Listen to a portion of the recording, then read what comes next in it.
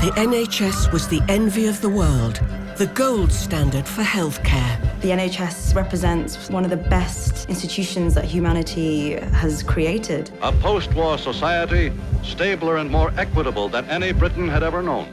The idea that healthcare is a right for all and that it should be provided free at the point of delivery was a revolutionary one. And I'm not an orthodox minister of health.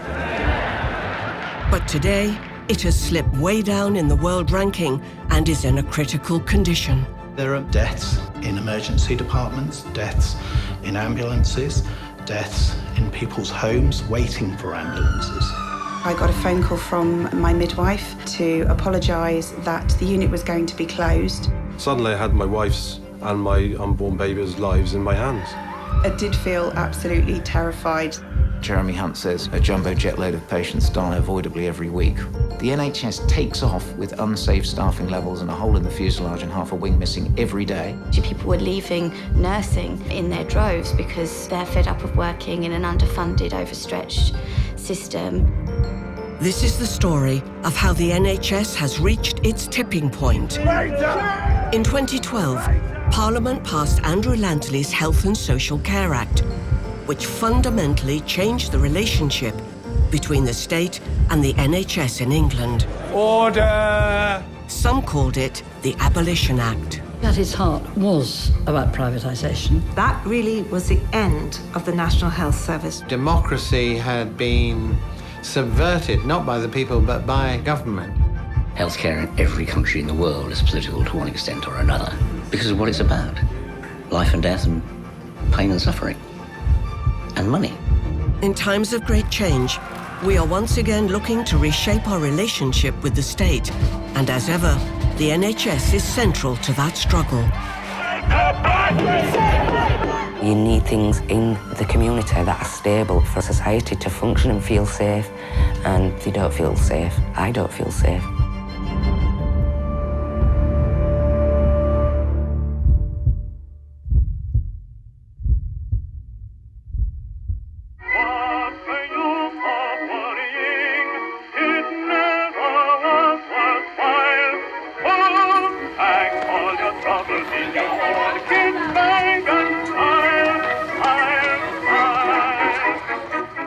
I was brought up in the 30s, which was a very impoverished time. Lots of people were unemployed. The poor didn't really expect very much from the rest of the community. We lived in streets and we looked after each other in the streets. That was how we worked. It was absolutely an appalling time. My father would walk with us through town and there'd be men from the war, that was the First War, who were sitting on perhaps little buggies made out of old pram wheels because they'd no legs. And they were begging and they'd wear their medals. I became a nurse because from the age of 3, I knew I wanted to be. I had a little nurse's uniform and there's a picture of me with the little boy next door, Sidney Parker. And he was about 18 months old in my doll's pram, and I'm feeding him, and that's in my nurse's uniform. One of the strongest memories of my childhood is of the ambulance coming to the street to take away children to the fever hospital. They had scarlet fever or they had diphtheria, and they didn't come back. 3 of us had measles. Betty next door, Richard down the road, and myself, we all had measles. When I got up, I said, "Mummy, can I go and play with Richard?" She said, "No, darling, you can't. He's gone to live with Jesus." So I naturally thought that Jesus lived down the road. I thought that for a long time. I think people, in a way, became kind of inured to it in that they didn't expect anything better, and that was one of the sad things.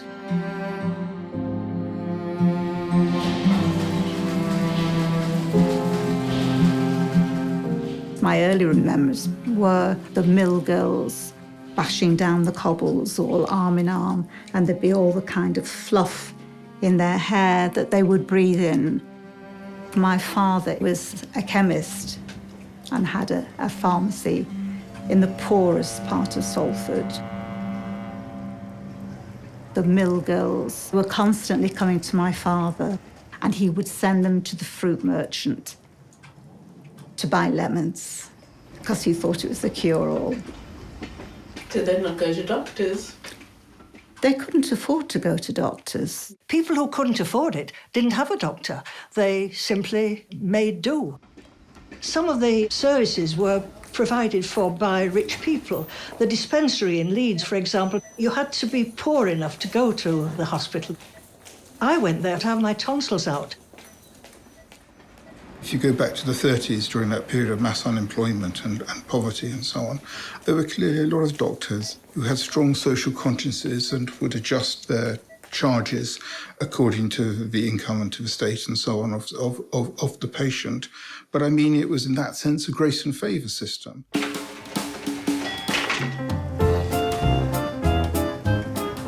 Class distinctions were very strong at that time. We really were a class-bound society.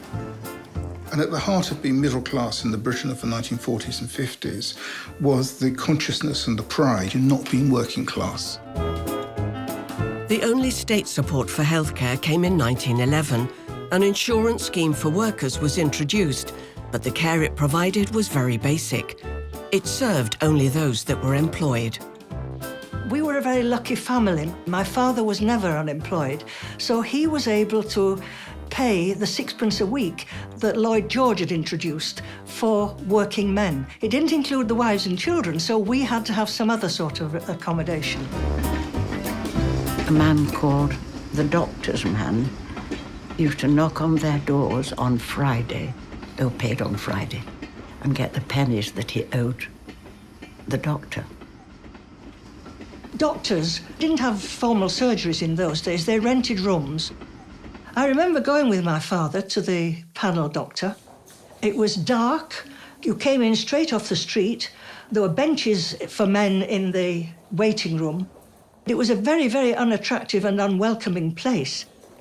Through the 20s and the 30s, we couldn't go on with the private health insurance that we had. We've been through the American system of healthcare. We've seen it, and we didn't work for us.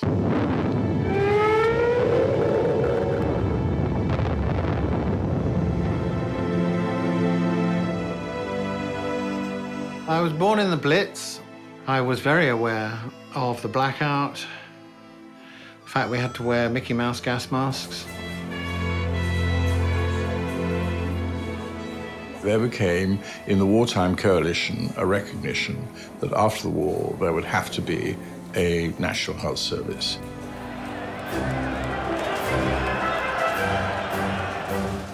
My father was a staunch conservative, so was my mother. And I know he wasn't very happy about what happened, that the troops coming home voted for Clement Attlee. In the face of austerity, Clement Attlee was able to create a vision and persuade people that actually there is a need, since we've all come together for the war, to continue that collectivity on all sorts of fronts that are essential to our existence. And what I certainly didn't know at the time was the important changes that that government brought about for our general welfare. As the people of Britain began digging out from among their ruins, they fixed all their energies upon one goal: a post-war society stabler and more equitable than any Britain had ever known. All parties joined. There is a school of thought, you know, that believes that if a thing is scarce, it ought to be dear. Although it doesn't cost any more to produce it than if it were plentiful. Scarce, therefore, let's put up the price. Now, that's all right from the point of view of orthodox economics. But this isn't an orthodox government, and I'm not an orthodox Minister of Health. Nye Bevan was a tremendous politician in the sense that he made you believe. He was one of those few politicians who were both authentic and optimistic. After everything people had been through in the war, they wanted to believe that there was a better life. And Nye Bevan was just amazing in the way he summed it up. He said, despite our economic and financial anxieties, we can do the most civilized thing in the world, which is to put the welfare of the sick above every other consideration.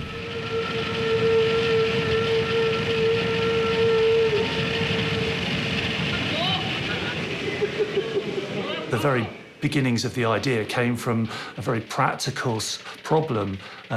Welsh miners in a village in Tredegar were finding that they were getting ill, getting lung disease. They didn't have the money to individually pay for the service, and designed and came up with the idea of sharing the costs, so that if one of them got ill, then perhaps the pot would pay, the shared pot would pay. And that principle of sharing the risk of ill health is the essence of the NHS. In July 1946, Bevan proposed to the nation a comprehensive health service financed by taxpayers and free at the point of delivery. But it was controversial right from the beginning. It's obviously quite a job sending out the BMA plebiscite to 56,000 doctors, asking them, roughly speaking, whether they approve of Mr. Bevan's scheme. The doctors didn't want the NHS. They didn't want to be state-controlled, but they were worried if we had an amazing system, nobody would want to go private, so they wouldn't get their private fees. And that was the reason that the BMA objected to the NHS. They thought, if we have this universal healthcare system that's amazing, then middle class and rich people will want to use it too. We all want better health services and better health. But in organising them, let's make sure that your doctor doesn't become the state's doctor. They waged a fierce campaign against the National Health Service, but eventually they got behind his vision. But even at the very start, there was a chink in the armour. Bevan had to agree to allow them to treat private as well as NHS patients. The new scheme starts on July the 5th. Every man, woman and child in this country, whatever your income, if you want to use this service, there'll be no charge for treatment. Nye Bevan had a wonderful phrase. He said, the NHS must universalise the best, so everybody wants to use it. In the summer of 1948, the NHS opened its doors. When you look back on those early days, there was bunting out on the streets on the 5th of July, 1948. There were brass bands. There was a real sense of hope and optimism. I remember when the National Health Service started the very day, because I was a senior nurse. I was told about a little boy who had been taken to the hospital with a broken leg in his daddy's wheelbarrow. And when he went out, he was proudly taken home by ambulance. And I mean, there were stories once the NHS began of people going along with very long-standing conditions that they hadn't been able to get treatment for. I mean, there were some very poignant sights in those early weeks and months of the NHS. And a great rush of buying spectacles. I was born in Liverpool. My mum was a cleaner. My dad was a Liverpool docker. We lived in one of the worst slums in Western Europe. I didn't know that at the time. We just called it home, basically. For my generation, this was the first time we'd had free healthcare, and it was good quality healthcare. And as a result of that, me and my brother, well, blossomed in a way that actually previous generations in my family didn't.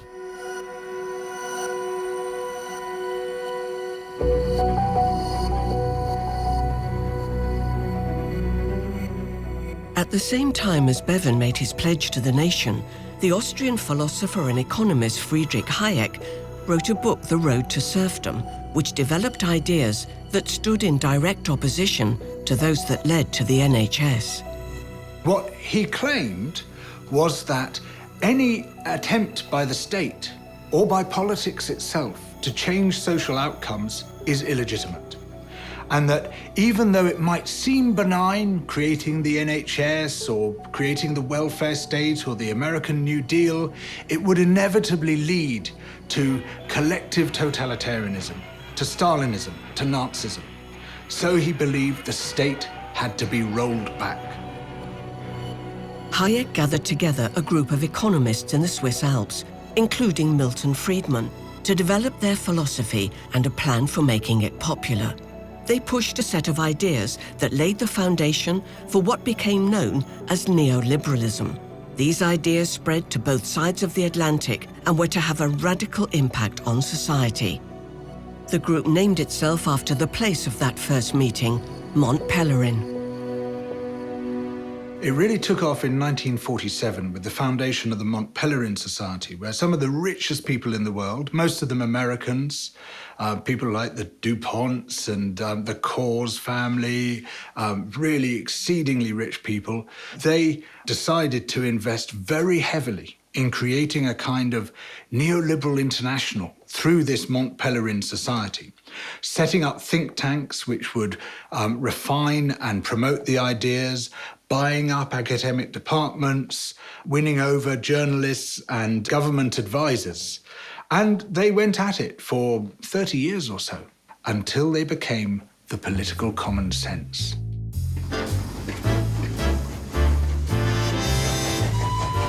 Britain was now on a different track, one that would lead to enormous political and social change. Can you remember Nye Bevan resigning from the Labour government because they introduced prescription charges? And that was the start.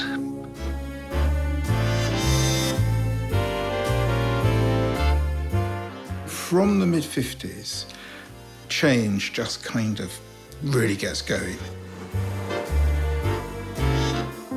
The Queen came through in her first televised broadcast, which was Christmas 1957.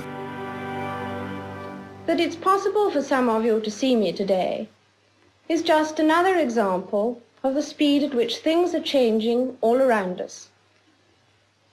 Because of these changes, I'm not surprised that many people feel lost and unable to decide what to hold on to and what to discard, how to take advantage of the new life without losing the best of the old.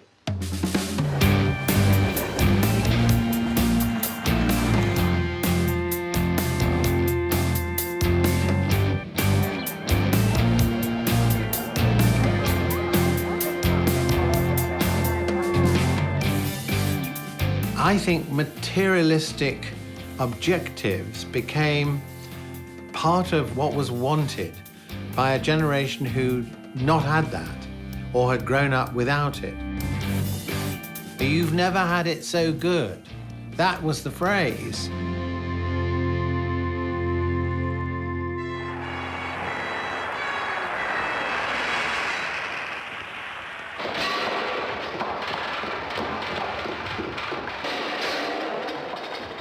The health service in the early 70s was a wonderful place to work.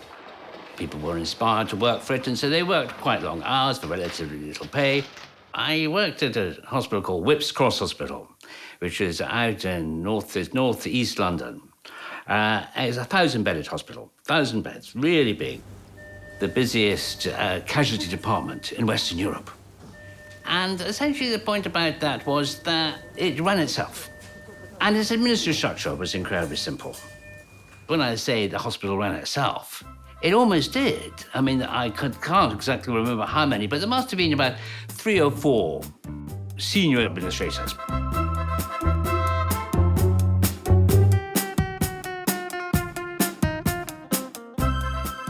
For 40 years, from its inception in 1948, the health service was the most cost-effective health service in the Western world. An absolute integral part of the health service was a system called dual hierarchies, and decisions were taken in the Department of Health between civil servants and doctors. If they disagreed, then it was referred up. If they agreed, the decisions were taken. The combination of the civil service watching the pennies and the doctors watching the principles was a very good one. By the 1970s, however, the optimism of the previous decades had given way to a period of economic decline and political disruption. Britain's economy was failing, unemployment was rising, and there were frequent strikes. I left university as I was working for various trade unions and campaigning within my own community. And during that period, there was clearly concern that people's wages had been held back, and that there was the first inkling of cuts in our public services. All those in favour, please show.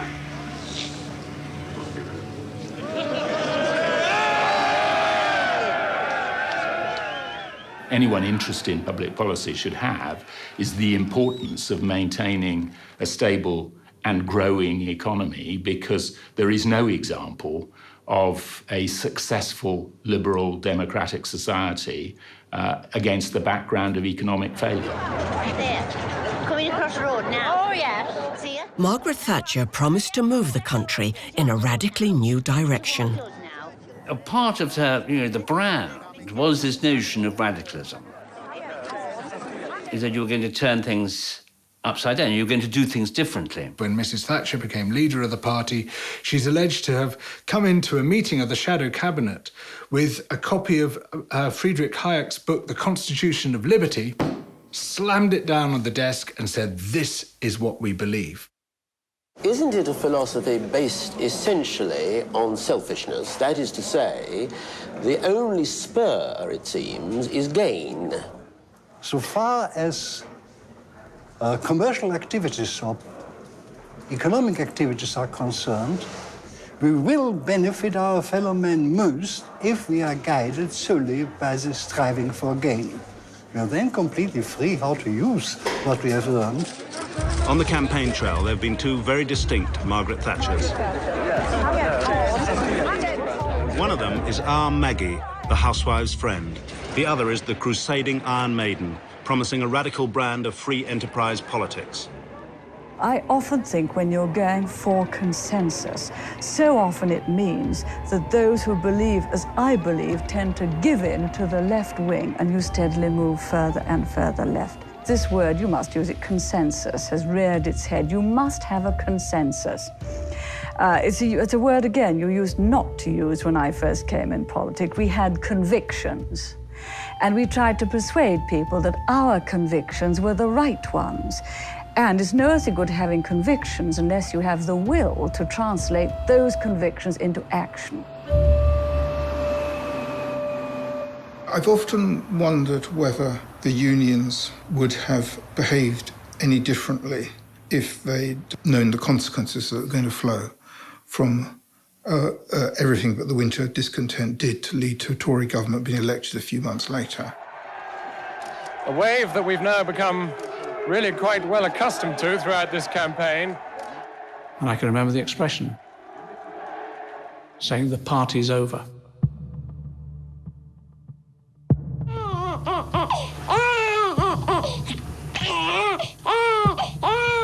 One of the easiest things in the world is to succumb to the temptation of believing that the state, that kind of imaginary mother figure of our age, will be able to provide for all, to protect us from all harsh reality, and to shoulder our burdens.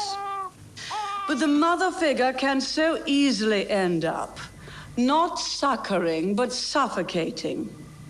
And then energy is sapped, then initiative is stifled, and then enterprise is destroyed.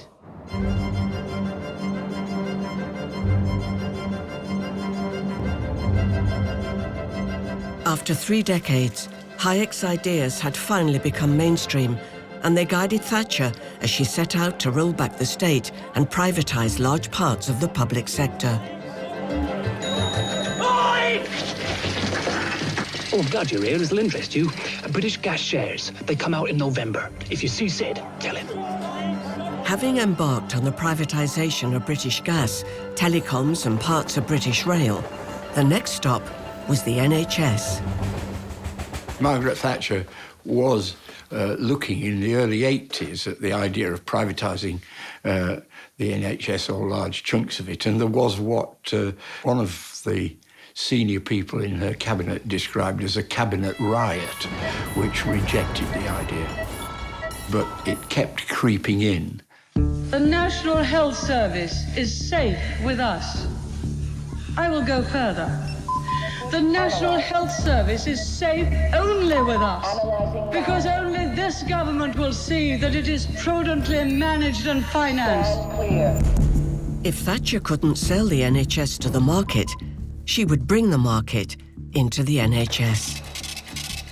The grocer's daughter asked, basically, a grocer, Roy Griffiths, if he would look at the health service. And one of the takeaway lines that he had was that if Florence Nightingale was walking up and down the wards with her lamp, the first thing she'd be trying to find out is who's in charge. Not enough is done on the perceptions and requirements of the patient as compared to a business operation where the service to the customer, to the patient, to the community is in fact paramount and central to the whole management activity. General management was the concept that Roy introduced. A general manager who has the ability to coordinate the human, financial, and physical resources required to deliver effective care to patients. What it did was it introduced, as it were, a new class within the health service, a managerial class that hadn't existed there before. The doctors were stripped of their powers, so they were no longer involved or consulted. They were told what clinics to do. They were told, how to run their wards. It was a serious blow to, their self-regard and their sense of themselves as being a liberal profession. Why did you decide to become a doctor? They ask you that question at medical school, and it's still very difficult to describe something that's inside you. I became a doctor because my grandfather is actually a doctor.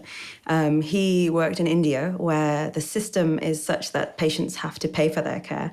I remember that he used to give his care for free so that these patients could actually get it. But he was so proud when I became a doctor, and he was so proud that I was working in the NHS, where patients didn't have to pay for their treatment. And it was really inspiring for me to have that as an example of something to work for. And I was very excited to work for the NHS. For me, I wanted to be useful in life, I suppose. I loved the arts, I loved creating art, but I just felt that perhaps I could be more useful. And that's very important for me as a value, I think. When I was a junior doctor, I trained in Great Yarmouth. And I remember this wonderful community collegiate atmosphere.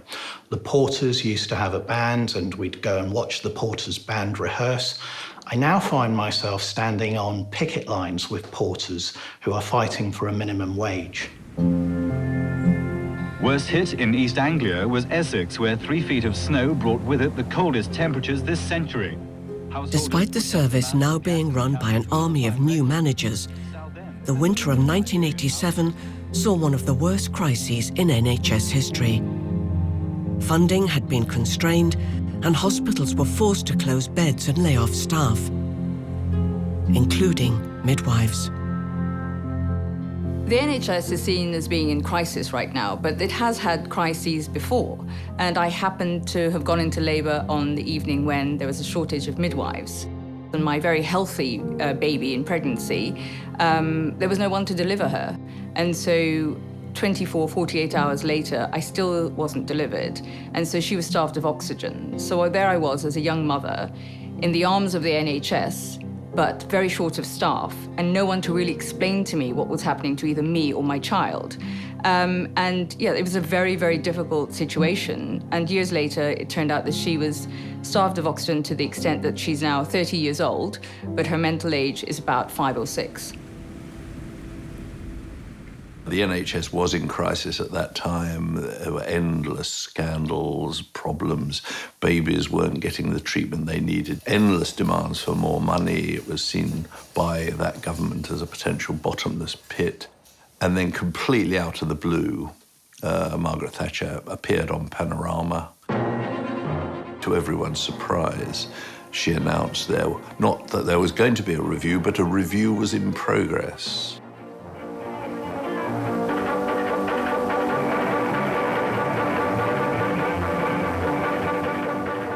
Everyone leapt to, obviously, to produce ideas, service those ideas, service the Cabinet Committee. And I was, within the Department of Health, fairly involved in that. There really wasn't much on the table, except for this just notion of an internal market that had been developed by Alan Enthoven. Alan Enthoven, an American defense economist, believed that the only way to meet the growing demand of patients in a modern health system was to introduce managed market competition. He adapted these ideas for the NHS in a paper commissioned by the Nuffield Trust.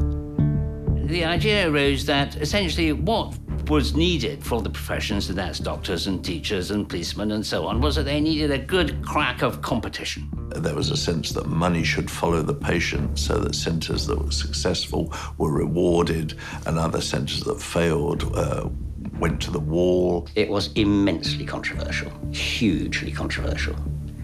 Probably the most controversial, certainly the most controversial piece of NHS legislation until Andrew Lansley tried to repeat the thing in more detail in 2010-2012. One of the issues when you bring in a market is it results in maldistribution of funds, because instead of funds going into services and into the staff, what happens is that the money is diverted away. Accountant, architect, audit clerk. You've got the cost of billing and invoicing, marketing, and of course you've got the returns to the shareholders and the investors. We know that as soon as the government moved to bringing in a shadow market and an internal market, the administration costs doubled. They doubled overnight from 6% to 12%. At a time when every business wants to move more quickly.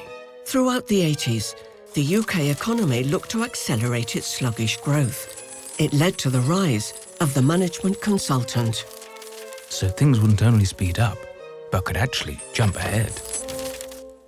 Someone once said that a management consultancy is someone who steals your watch and then charges you to tell the time. Management consultancy is a dark art, or at least quite mysterious. Consultants have been key agents within the US and the UK especially in pushing forward new public management, privatisation and market-based approaches to what were previously public sector activities. You see the consultancies who are increasingly the big four accountancy firms advising on how to change health services, then advising the participants on how to deal with those changes, then when it doesn't work out, advising on how to change it again so that it, in theory, will work. Of course it doesn't, and the cycle just goes on and on and on. But in fact, they got the best from it. They got millions, if not billions, in fees from that. We carried out a study, one of the first ever studies, in fact, and we looked at 120 NHS trusts in England over a 4-year period and found that each one spent about £1.2 million each year on management consultancy, and there were no noticeable increases in efficiency, and in fact, they led to an increase in inefficiency in all but a minority of cases. So if you imagine 120 chief executives of NHS trusts in England being asked, what have you done with your £1.2 million in the consulting casino, very few of them would have been able to say that they came out on top. By the end of the 90s, the Tories had overplayed their hand and no longer had the public support. But the road to privatisation of the NHS had been set in motion, and there seemed to be no turning back.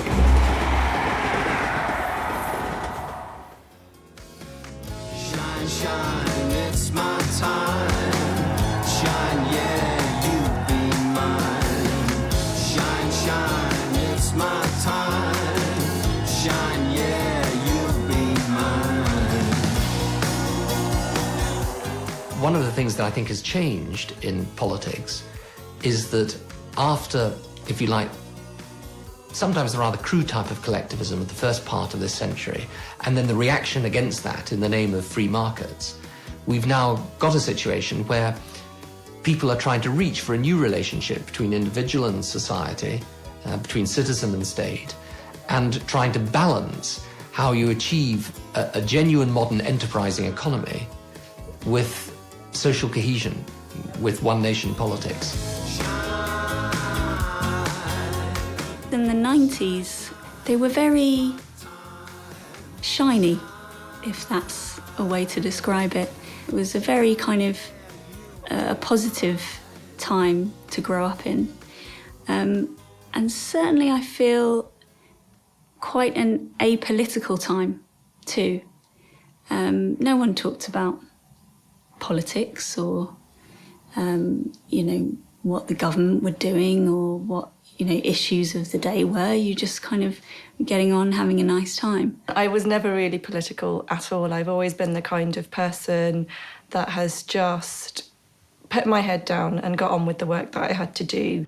I care about other people, but I've always felt that me as a small individual couldn't do more than I was doing, and that being a doctor was the most that I could do. I've really, like a lot of doctors, just wanted to keep my head down and do my work and be enabled to do my work. And I wasn't really political in a campaigning sense until the hospital where I work was involved with a private finance initiative contract.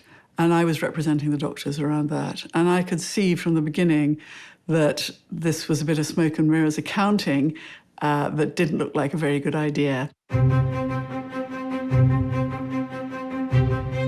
I went up to Skye to look at what was happening with the road bridge from the mainland to Skye that was being built, where I discovered that it was the most phenomenal rip-off of the people of Skye and the public sector there could ever be. The bridge was a flagship private finance initiative paid for by a commercial consortium. But their tolls were 10 times what toll bridge users elsewhere in the UK were used to paying. The non-payment campaign saw hundreds of normally law-abiding people arrested, dozens getting criminal convictions, and one man ending up in jail.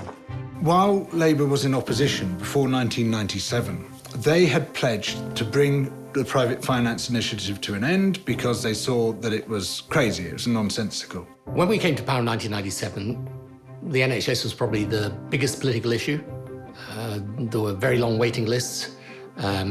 Survival rates for cancer, heart disease had fallen way behind the rest of Europe. There was a sense that the National Health Service had once been a great institution, but had gone into decline. So there was probably no bigger challenge for the incoming Labour government than the National Health Service. It was underfunded, understaffed, that a lot of the hospitals were very run down. A whole new generation of large hospitals was needed, and they couldn't be built by borrowing money because Gordon Brown had promised not to borrow money. So the private finance initiative was enlisted, and in the late 1990s, scores of new hospitals were built using this program.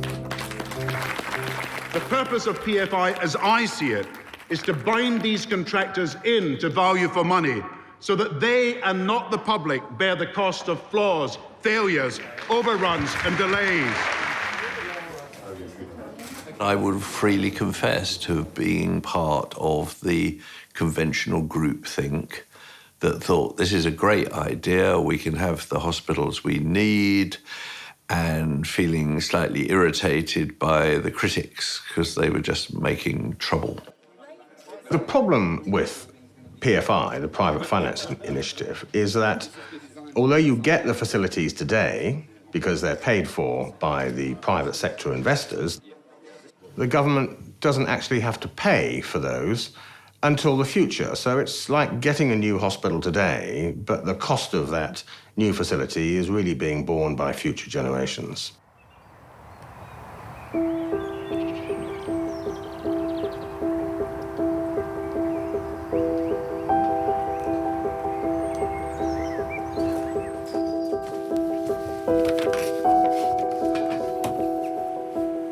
Calderdale Royal Hospital was the second private finance initiative hospital in the country, and it's a model that hasn't done well. The hospital was opened in about 2000. The contract with the consortium that built it is for 60 years.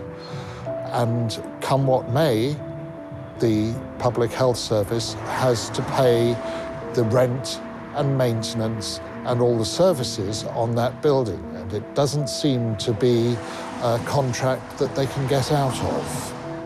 Calderdale PFI Hospital comes under the same trust as neighbouring Huddersfield Royal Infirmary.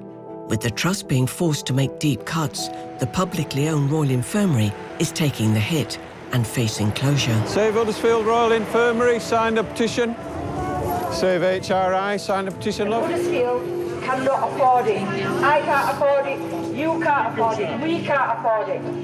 So has everyone got sight of the minutes and the agenda? Steve very kindly circulated minutes. Welcome to everyone, I should have said.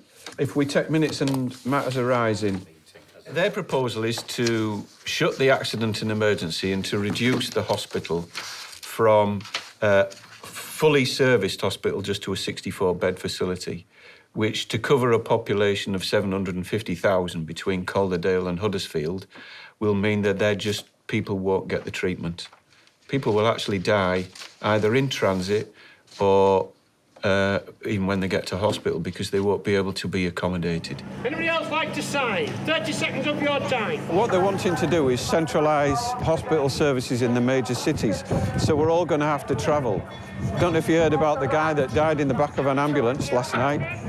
23 hours he was waiting for treatment. They couldn't save him. This is another attack on our staff, on our hospital. The only reason why we're in this mess is because Calderdale took out a £98 million loan to build an extension. I've lived here for 42 years, born and raised about 200 yards from where I'm sat now. I had my daughter at a young age, at 19, and I wanted to recreate my childhood for her. As a child, we used to run down here in the summertime and we'd flip off our shoes and we'd be sprinting and we'd run all the way down and dive into the locks. I was diagnosed with breast cancer on March the 6th, 2015. For 2 years there, I didn't know whether I would see my 41st birthday, let alone my 42nd. Everything was happening in Huddersfield, so it couldn't have been any more convenient. The ward was going to be closing down. We knew Grandma didn't have long left and we was given a side room. They told us that they might need to come in and start taking things down. And I said, I don't think so. I'd barricade this room before you come in and take things off the wall. There was lots of drilling and noise. And then the ward closed the weekend before she died with a sickness bug. Looking back, I don't actually think there was a sickness bug. I think that was the start of getting patients out to Calderdale. It would be drastic for this community if Huddersfield Royal Infirmary were to go. It's like we're having the carpet pulled from underneath us. You need stability, you need things in the community that are stable for society to function and feel safe, and they don't feel safe. I don't feel safe. Huddersfield is just one of many public hospitals across the country, bearing the brunt of cuts due to enormous debts of PFI hospitals.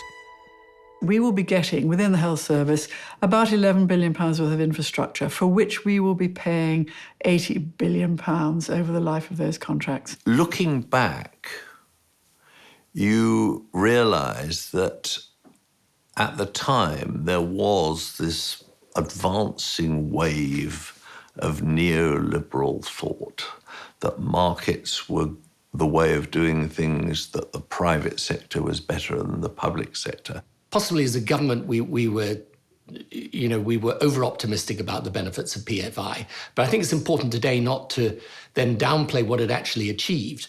I mean, we renewed the hospital infrastructure of the country through PFI. It probably wouldn't have been done otherwise. And it then takes years of things starting to go wrong and the deficiencies in that way of thinking about the world being exposed that you realise, no, there must be a better way of doing this, and start to re-examine why some of the changes that seemed inevitable at the time came about and how they can be reversed. And I think that's what's happening around the NHS at the moment. I've been researching the NHS since 1988, 89. In here? Great. I think we've been in here before. All the evidence shows that you can't deliver universal healthcare through a market. Do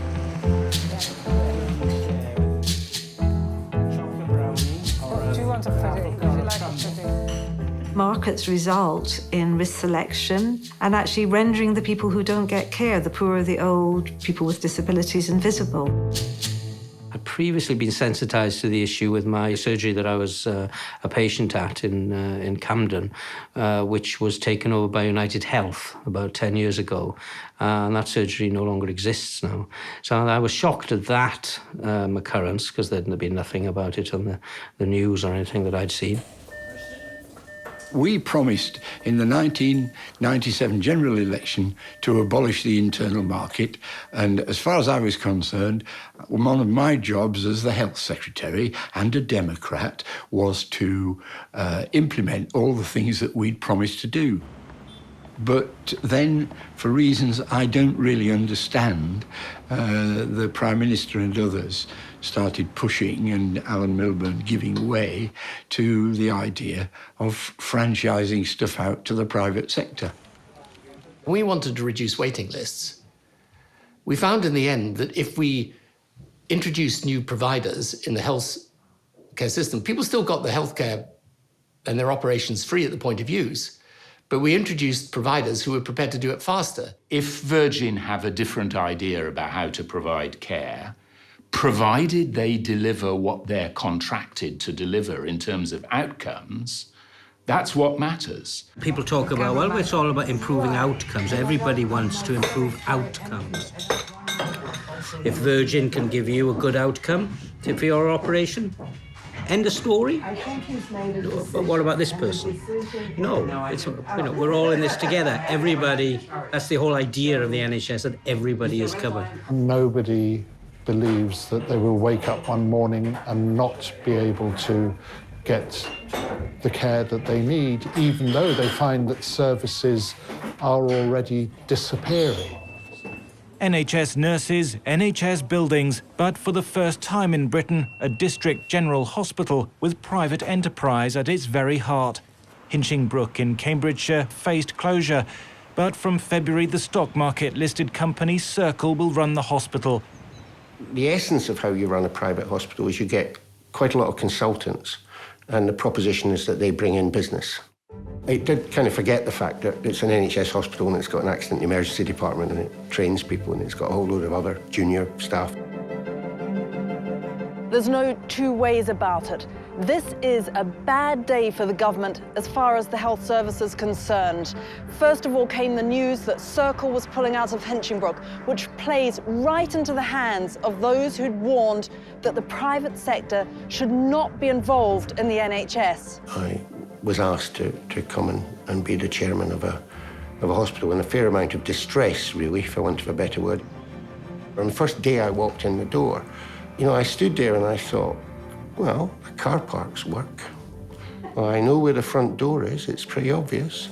There's a reception desk here that's pretty well staffed by people who know what they're talking about. Feels like a hospital. But it just kind of lost its soul.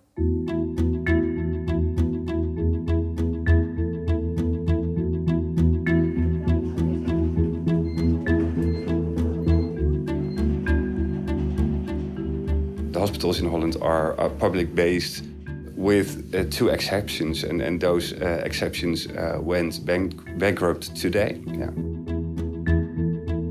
I think that tendency towards more privately owned institutions needs to be stopped, because private institutions are going for low-risk, high-profit parts of the healthcare system. Hinchingbrook had a lot of long-standing staff who'd been members of there for a long, long time. And I think they felt that as part of that whole exercise of managing it by Circle, they had become less valued, and therefore they behaved in a less valued way. So some of the sense of service and selflessness and so on disappeared.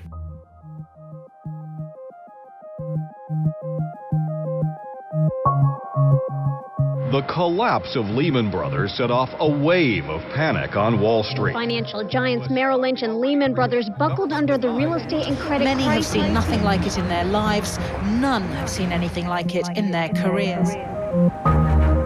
The times, they are a-changing. In praise of our Nobel laureate today, Bob Dylan. And in this country, they've been changing too. The plan by the NHS in 2008, 2009, when they saw the global financial crisis coming, and NHS hierarchy immediately knew what was going to come in the next few years, which is a squeeze on public spending. That's how it's always been. The whole world now realizes that the huge overhang of debt means that the recovery will take longer and be harder than had been hoped.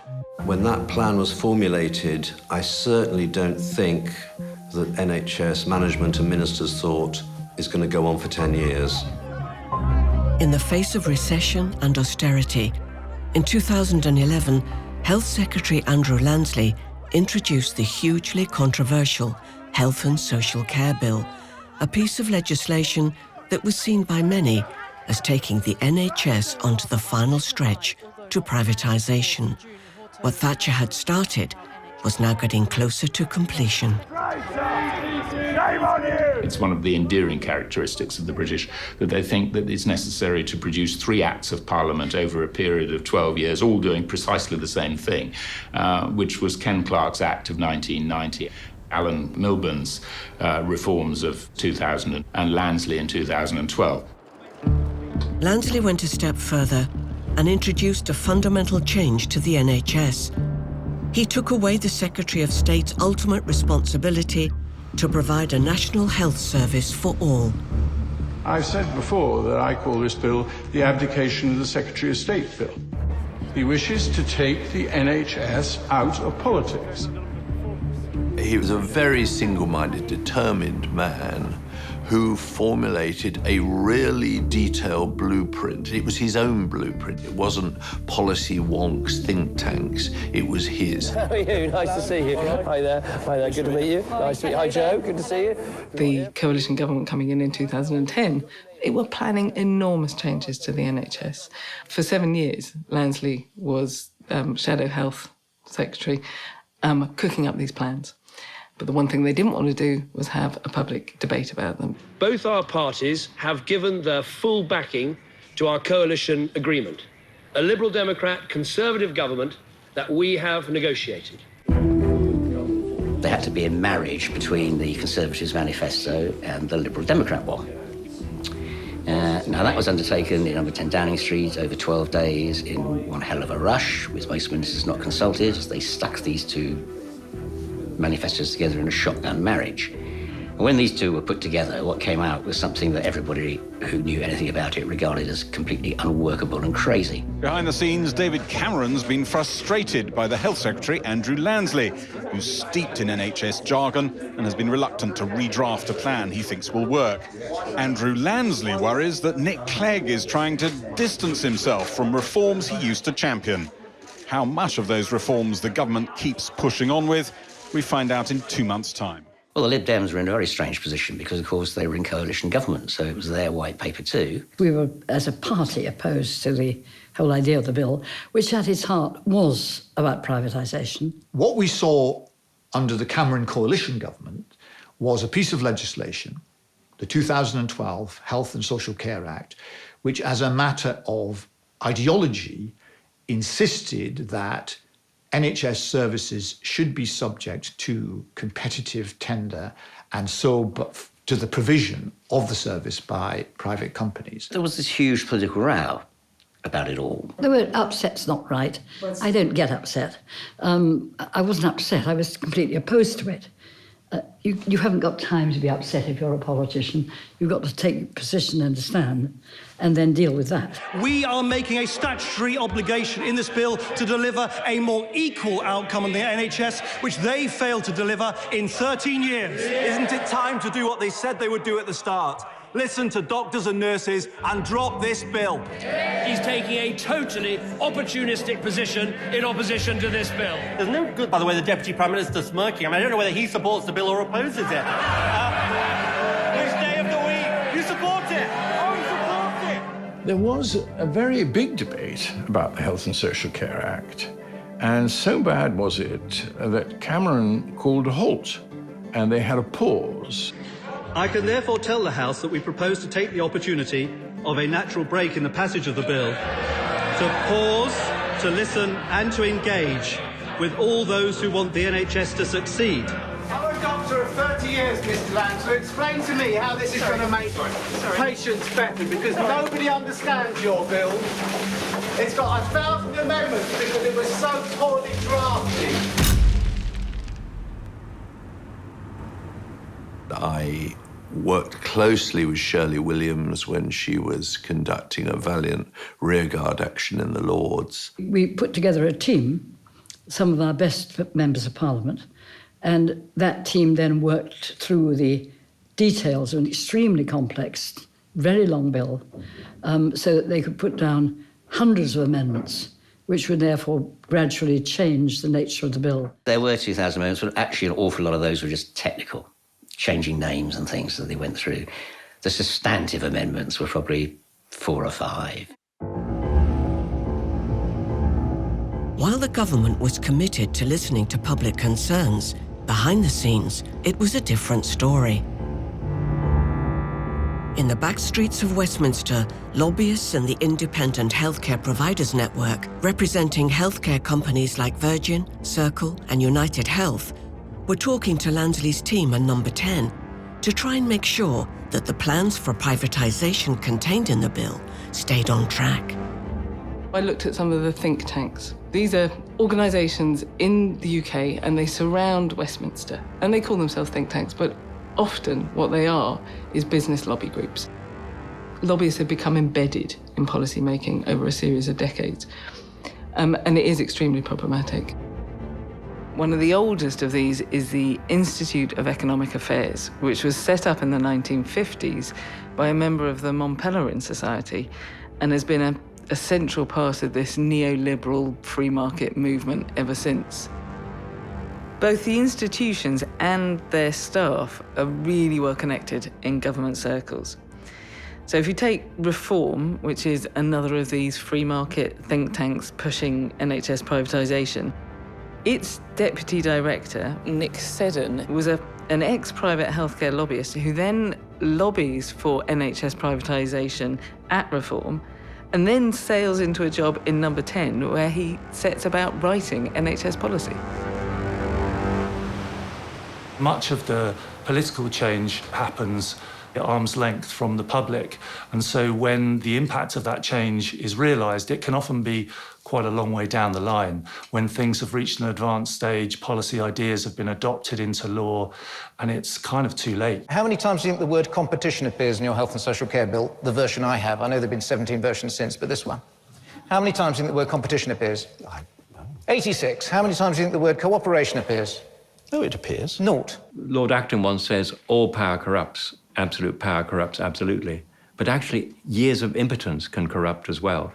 And the power that the Lib Dems suddenly find themselves having, I think, was deeply corrupting. I believe that the government has moved a very long way, and in particular, I think because of the minister, we have moved a very long way. My right honourable friend, together with Baroness Shirley Williams, was explaining to their Liberal Democrat colleagues some of the amendments which we have been working together on in order to make sure there is further reassurance.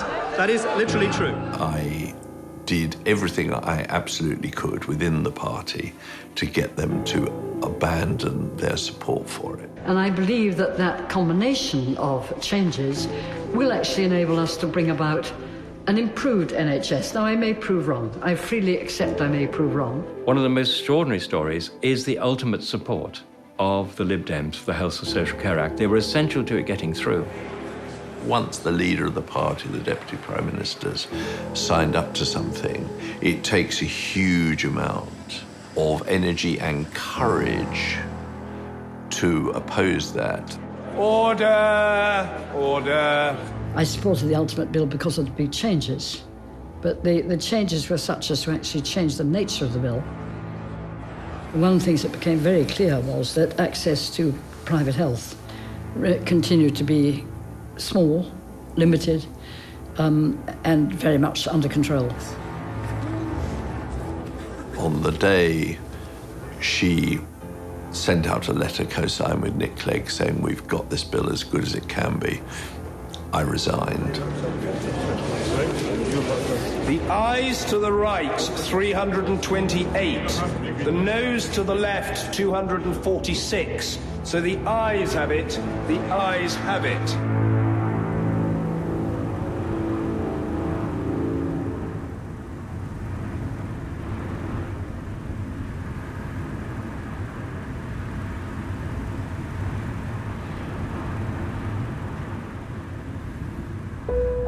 Over 200 MPs and peers had interests, either current or recent, in private healthcare. So it was absolutely shocking that the people who were voting on the Health and Social Care Bill, which was really going to open up the health service to the private sector, were involved in companies which stood to benefit from that legislation. And one of the unions just said, are these people private? Are they public servants or are they private servants? Unfortunately, that pause only resulted in the government actually galvanising and creating momentum to drive that bill through Parliament. And the most unfortunate thing was that the Royal Colleges were largely silent, as was the British Medical Association. The government is very careful, all governments, Labour or Conservative, I've done it myself.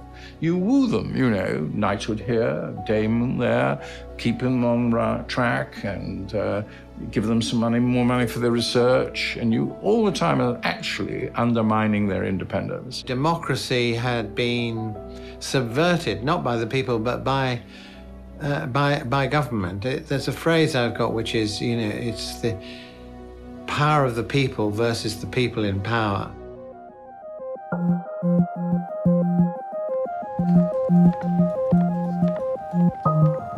I met Jeremy Hunt when he first came in. I went all the way up to Westminster to meet him. It's a true story. And I got inside the Department of Health and I needed to use the gents. And I was feeling slightly anxious about meeting him because, you're meeting a new health secretary. And I was squatting down in the toilet in the Department of Health and there was a bit of graffiti at eye level and it said, there are 2,000 people working in the Department of Health. At this precise moment, you're the only one who knows what he's doing. I meet Jeremy Hunt and he says to me, when I open the bonnet on Andrew Lansley's reforms, I'm pretty impressed with what I see. And I went, ha, ha, ha, thinking it was a joke, and it wasn't. Although it appeared to be business as usual at Number 10, the fallout of the 2012 Act had significantly altered the responsibilities of the Secretary of Health. The Health and Social Care Act in 2012 severed the duty of the Secretary of State to provide universal services throughout England. And that really was the end of the National Health Service when that duty was severed and the Secretary of State or the Minister now had abdicated responsibility. The next stop on their journey to privatisation was to transfer control of the NHS to new management. Leading these changes is a man few have heard of. Simon Stephen, who's the chief executive, spent 10 years in United Health in the United States, knows the American healthcare system extremely well. He was the architect of Labour's reforms, marketisation reforms. Then he goes off to America and he learns how they do it over there. And he gets the contacts and the insider knowledge of how the system works there. And then he brings that experience and he starts to implement it in this country. Stevens set about dividing the National Health Service into smaller regional systems. Public or private contractors will then be put in control of these mini-systems for periods of 10 to 15 years. It is they who will decide which services will be available on the NHS, who will provide them, and which local services will be cut. By doing that, you therefore allow other organisations to have responsibility. And it is only in that way that you can truly move towards a private involvement where the buck does not stop with the Secretary of Health, but stops with the private organisation. So they therefore become responsible for the care. We're looking at an engine, essentially, which forces contracts into the market, and a proportion of those will go to the private sector. In the last year, roughly 43% went to the private sector. So this was rather like a repeat of the private finance initiative, where the government was rolling up hundreds of millions of pounds worth of projects and awarding them for periods of 30 years and more. But the difference with these contracts is that they were for all the clinical care. One of the big winners was Virgin. They won over £1 billion worth of NHS work in the last year. If you look underneath most of the changes that are taking place at the moment, it's preparing the NHS slowly, steadily, and surreptitiously for the United States healthcare system.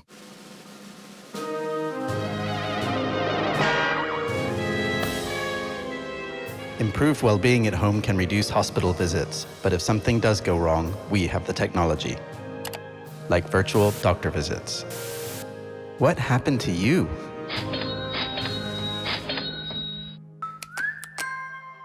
Last year, our daughter was in a coma for 2 weeks.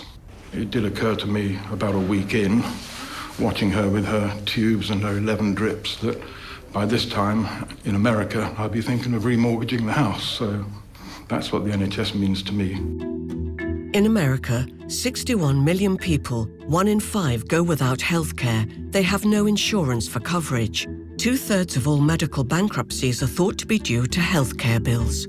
America spends more on health care than any other country, and yet it ranks last for many outcomes. If England is seeking to reform its system, it could look to a European country for ideas, which tend to spend more than the UK and get better results. Holland is famous for having one of the best healthcare systems. All people in Holland have access to healthcare insurance, and it's a mandatory insurance, but the rates are that low that everyone can afford it. The government helps people who can't afford it to still access the insurance. I think that we have to keep in mind that we are talking about patients. And it doesn't really matter from that point of view if someone's living in Holland or in the US or in the UK. The systems, the legislation is there to provide great accessibility for people to healthcare. And I think we need to stand up for that.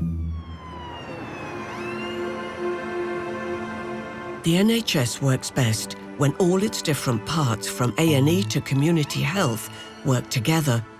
But these relationships have been damaged by the fragmentation of the service, brought about by endless reorganisation, privatisation and cuts. My main work has been around children with disability. I knew that what really made an impact for the child and the family was how the teamwork around that child and family was going to help them change their life and achieve their potential. And indeed, we built a centre in Lewisham where that ethos could be living, working in the same building.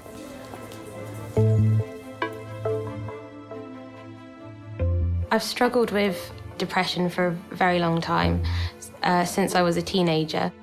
I'd been to see my GP, and in a 10-minute appointment, they gave me some antidepressants and they didn't help.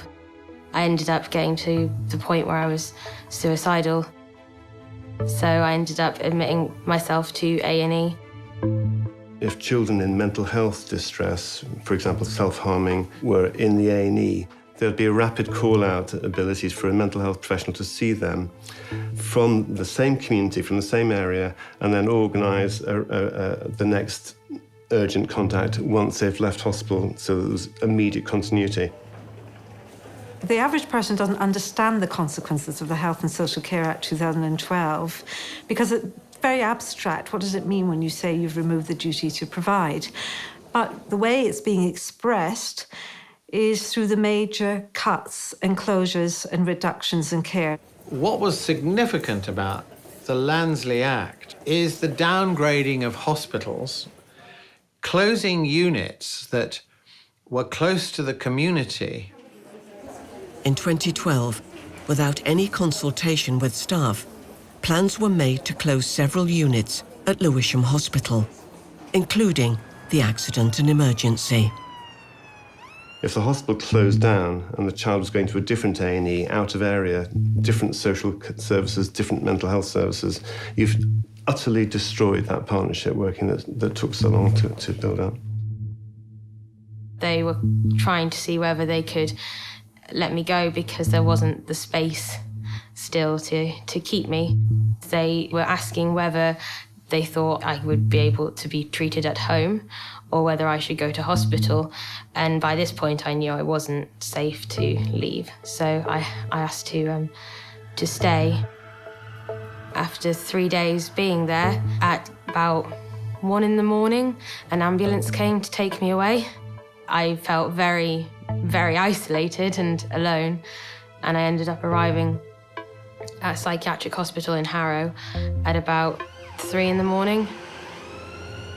We're seeing a huge increase in childhood suicide, self-harming, and there are situations now where the community child and adolescent mental health service is just not there for children. We are at a time in the NHS which is really very, very troubling. And I think that it's extremely difficult because it's one thing being a doctor, working in teams, which of course you have to do, and trying to avoid mistakes. And it's another thing working as a doctor in teams in the NHS trying to avoid mistakes, but there being systemic, huge problems. Becky was always a very delightful child, very happy, When she went to school, she got bullied. And then she changed. She became very withdrawn, anxious over everything. She worried. As the bullying got worse, she started self-harming. She was 12, but the GP said because of her age, they couldn't actually do anything. And eventually she started trying to commit suicide. She was admitted to a hospital in mental health crisis. The nearest place was 80 miles away from her home. I knew she'd be away for a long time. And when she came back in a month... They discharged her because they had to have the bed. She couldn't have the bed anymore. So they discharged her and she was so unsafe. She had no contact with mental health services after discharge. And about 2 weeks later, she actually committed suicide.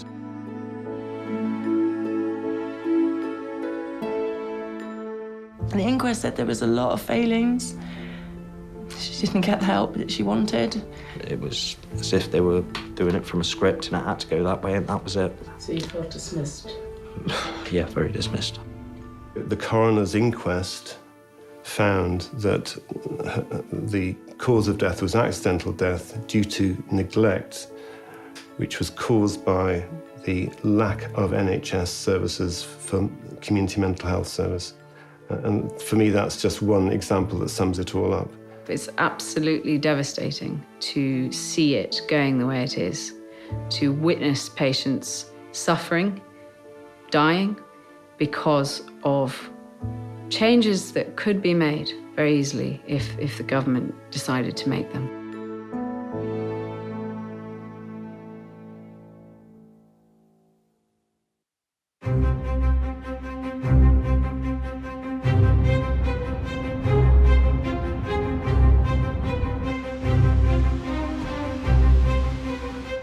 My mother was falsely accused of a parking offence.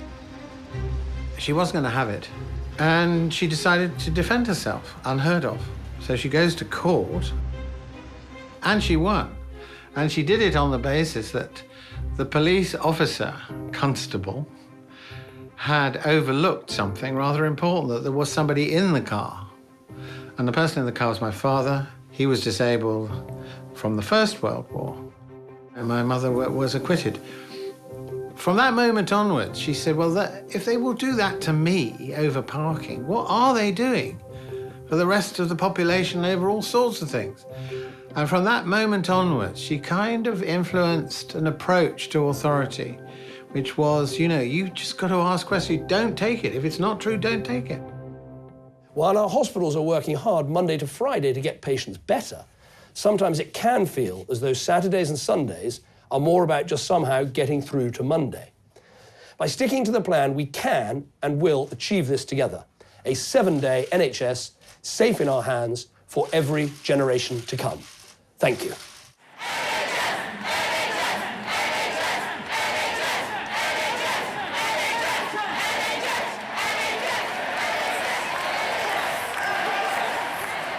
Until the junior doctor's contracting position, I didn't have a political bone in my body.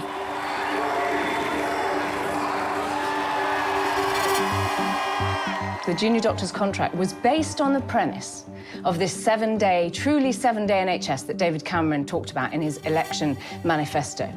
There is no funding, there is no plan, there is no model. You cannot stretch an already understaffed NHS to 7 days without staff, without funding. I became an activist when Jeremy Hunt came out in the media and essentially assigned blame to doctors for patients dying at the weekend.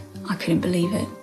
I couldn't believe that he would make that kind of allegation. We've had now 8 studies in the last 5 years that have said mortality rates are higher at weekends.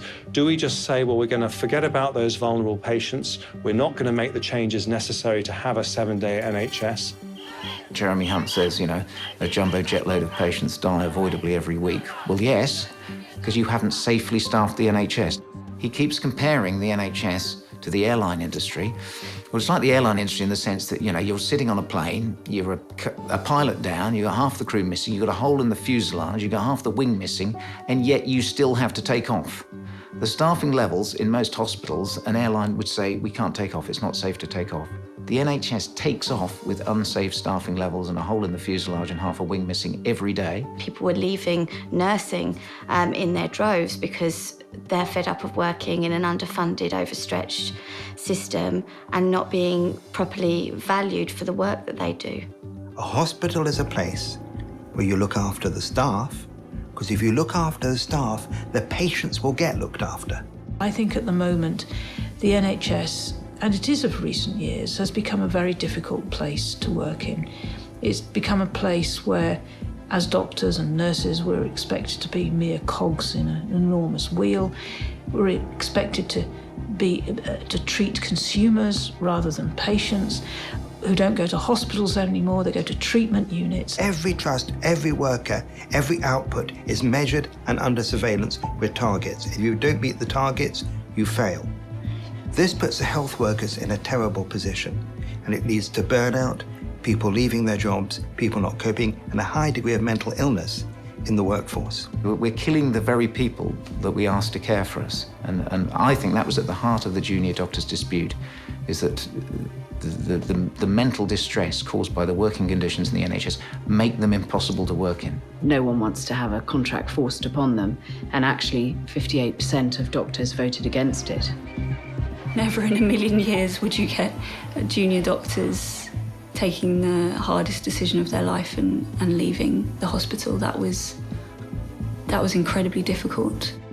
We decided to take Jeremy Hunt to court as one of the many ways in which we were protesting against the contract imposition. We felt that what he was doing was unjustified, and we felt that what he was doing was unlawful. It was a protest against the contract, and it was also a message that politicians cannot just do what they like and get away with it. When people are threatened, they will come together. And if there's this degree of insecurity, and it seems to be increasingly the case, especially for younger people, that could actually, in the context of insecurity, both material and psychological, lead to a greater coming together and awareness of the need for collective provision, of which the single most important provision is healthcare.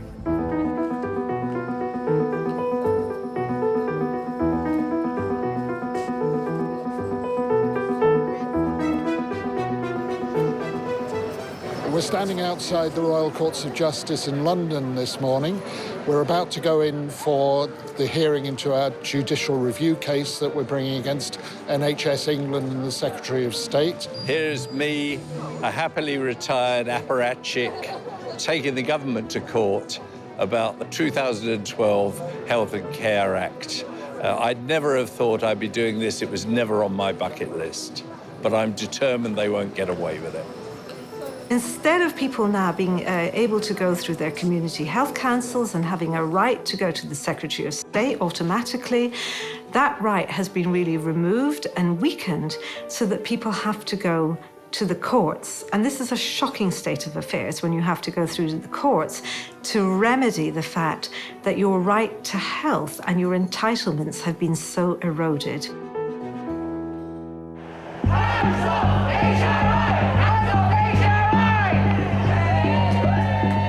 We've got to this point probably before other campaign groups because our trust went early in terms of the closure programme, but also because we've been successful in getting the politicians to act and to get as far as a judicial review. It costs money.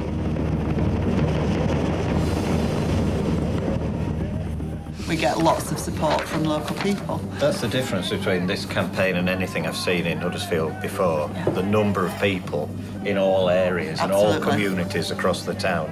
It's massive. It's different from any kind of movement I've seen before.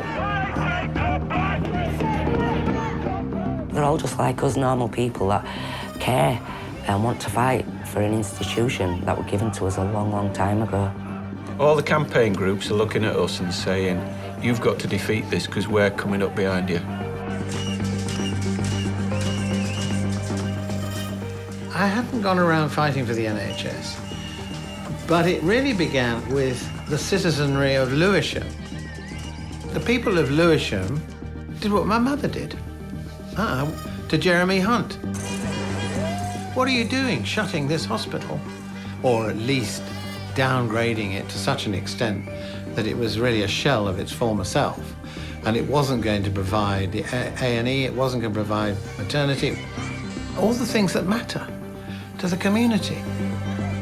Less than a year that we were actually paid homage to the NHS at the Olympics, and then here we are, less than 8 months later, the government is saying they want to cut Lewisham, A&E and mums and babies. So we're here to protest to say, no, that wasn't the legacy of the Olympics, so that's why we're here protesting.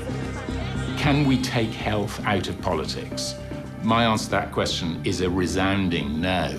The delivery of good quality public services, including the National Health Service, is at the very heart of what politics is about, because it's about social justice. The idea that healthcare is a right for all and that it should be provided free at the point of delivery, it was a revolutionary one. The principles upon which it was built is not the problem. The way it has been run and the values that have driven those decisions, that is what the problem is. And that is why the NHS may not work as well as we'd want it to nowadays. The public still believe in their NHS, they want their NHS, but it's the politicians that they have decided that we can't afford it. You will, by definition, you will have a two-tier health system if the National Health Service is not being properly reformed and not being properly funded. Because in the end, if people who can afford to pay for their healthcare don't get a decent service from the NHS, they will go outside. How much more are we prepared to pay to support a service that we really want? There's various public polling again on whether people are willing to pay tax, and they may say they love the NHS, but are they willing to dip into their pockets to pay the tax to support the service that they would like?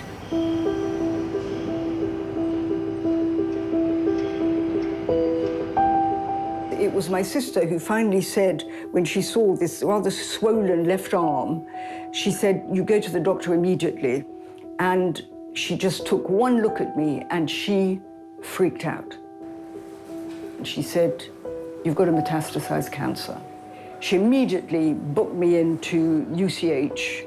And the first chemo I had was absolutely catastrophic. It was a bit like I had been thrown off a mountaintop and then doused in napalm. So when I was finally let out of hospital and went to see the oncologist, I said to him, "I'm not going there again." And he said, "Okay, well, we'll see if we can try another chemo that is more expensive, so we'll have to get it authorized." Within 4 weeks, the tumor that was on the liver, that was this size, it was absolutely vast, had halved. Now we're going to just put you on the 2 targeted drugs for this particular cancer, and you'll be on these drugs every 4 weeks till the end of your life. I said, well, you know, what is the end of my life? Oh, well, you know, a few months. I am still on those drugs, which are very expensive, 4 years on. My guess would be, over the next 30 years, we could probably double the share of spending on the NHS, so from 7 to 14% of GDP, and we would love it. It's very important people don't have to worry not only about getting ill, but about the financial consequences of getting ill. And it's worth fighting for. We absolutely have to fight for it. I am standing for the BMA, so that's the British Medical Association, our union. We need to start changing these institutions. It'll take time, and I don't know if it's possible, but it's worth a try. I became very active within the union. I was elected onto the National Junior Doctors Committee because I saw that the only way you have a voice is through a collective organisation. And I very much saw that the decimation of our working terms and conditions was fundamentally linked to the wider decimation of the NHS. Democracy for me is being voted by the people that you want to represent, that you want to help in the community that you live in. The future seems a peculiarly blank page, and that's perennially true. Even so, that kind of feels right at the moment. It hinges really on what we want. It's not a case of the NHS suddenly crumbling into dust in the next few years. If we don't want it to, it won't. If we don't care, it will. Things are changing all around us. I'm not surprised that many people feel lost and unable to decide what to hold on to and what to discard. How to take advantage of the new life without losing the best of the old. We're coming up to another kind of moment, decisive sort of shift in the pendulum. We'll be back towards greater social solidarity, getting the balance kind of a bit more appropriate between, as it were, liberty on the one hand and equity on the other. It's not a dog-eat-dog society that we want. We want a society that looks after everyone.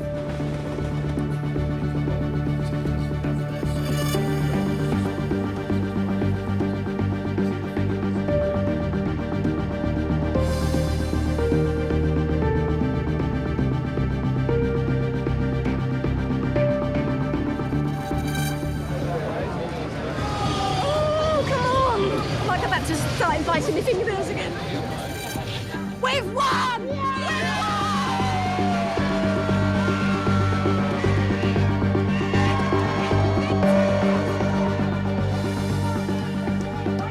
Despite our economic and financial anxieties, we can do the most civilized thing in the world, which is to put the welfare of the sick above every other consideration.